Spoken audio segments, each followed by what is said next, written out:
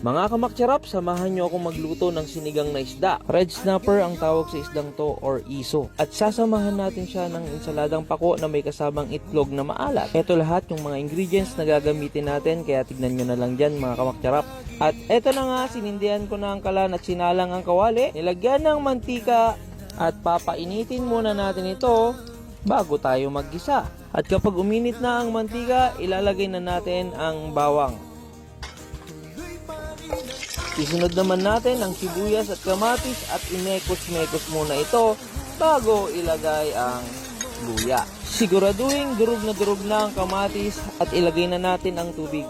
Takpan natin para mabilis kumulo. O ayan, di ba kumulo agad?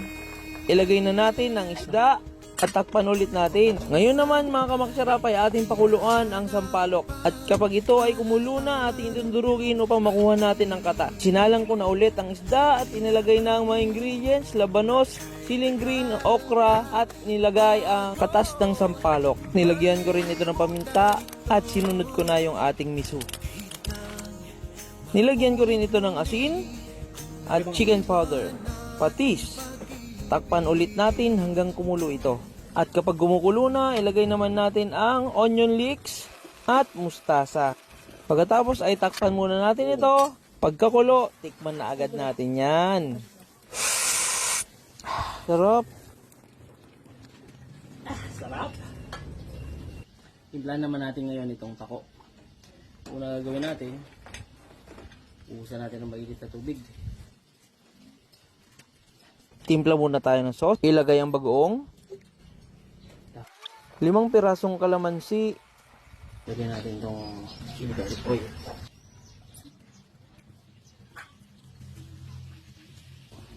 Lagyan din natin ng brown sugar. At syempre hindi mawawala ang Maktsarap Spice Vinegar. Dahil ito ang magpapasarap ng pakusalad mo. Ha? Ilagay na natin ang kamatis, sibuyas, at sili. Ilagay na rin natin ang itlog na maalat. 4 na itlog na maalat ang nilagay ko dyan.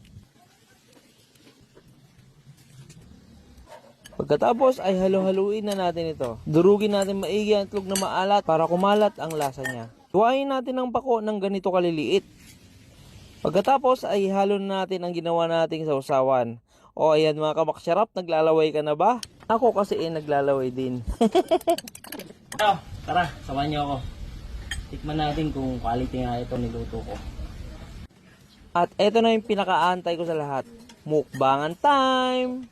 At kung nagustuhan mo ang video na ito, comment ka naman dyan at ilike mo na rin. Huwag ka nang mahiya, i-share mo na rin. Sarap.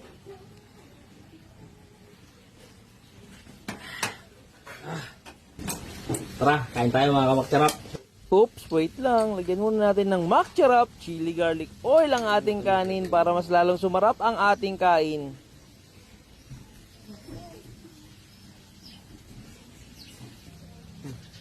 Mga kamaktsarap, maraming salamat sa patuloy na panonood at pagsuporta sa aking mga vlog. At kung hindi ka pa nakafollow, oo, ikaw yon, huwag ka nang magdalawang isip at i-follow mo na ako. Maraming salamat! Thanks for watching mga kamaktsarap! Bye-bye!